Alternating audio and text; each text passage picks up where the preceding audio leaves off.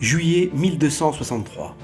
Au cœur du palais royal de Jacques Ier d'Aragon se déroule une confrontation théologique cruciale pour le peuple juif, la dispute de Barcelone.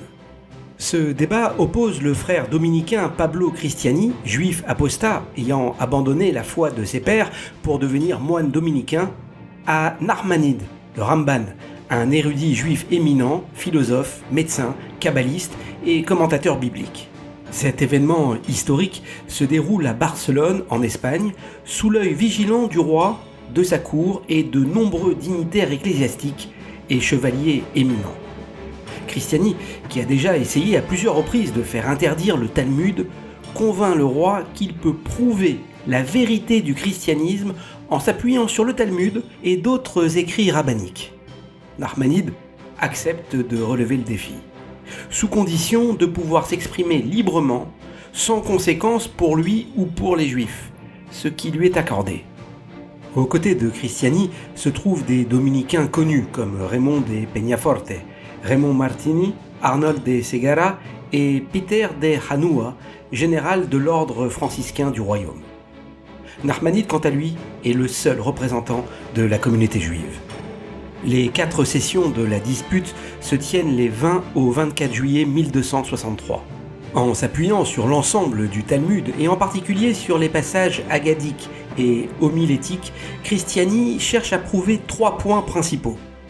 Le Messie est déjà apparu. Le Messie est à la fois humain et divin, et le Messie est mort pour expier les péchés de l'humanité.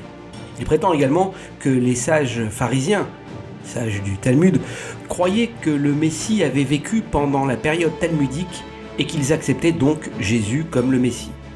Narmanide réfute avec vigueur les interprétations de Cristiani, affirmant qu'elles sont des distorsions des textes talmudiques. Il soutient que si les sages du Talmud avaient cru en Jésus comme Messie, ils se seraient convertis au christianisme, ce qui ne s'est pas produit. Il attaque également le concept de la divinité de Jésus, démontrant à partir de nombreuses sources bibliques et talmudiques que la tradition juive voit le Messie comme un humain sans attributs divins. Narmanide déclare aussi que depuis l'époque de Jésus jusqu'à aujourd'hui, le monde a été rempli de violence et d'injustice, et les chrétiens ont versé plus de sang que tous les autres peuples, contredisant ainsi les prophéties de paix et de justice de l'ère messianique. Malgré la solide défense de Narmanide, la communauté juive de Barcelone, craignant les représailles des dominicains, supplie Narmanide d'interrompre le débat.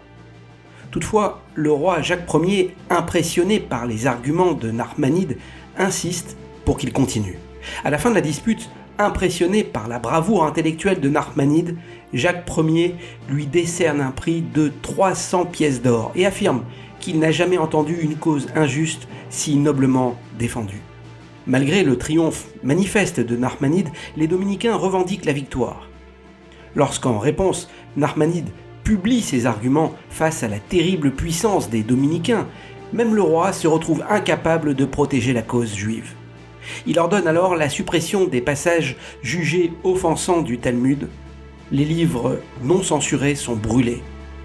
Le Mishneh Torah de Maïmonide est également condamné à être brûlé en raison des références à Jésus dans le chapitre sur les lois de la royauté.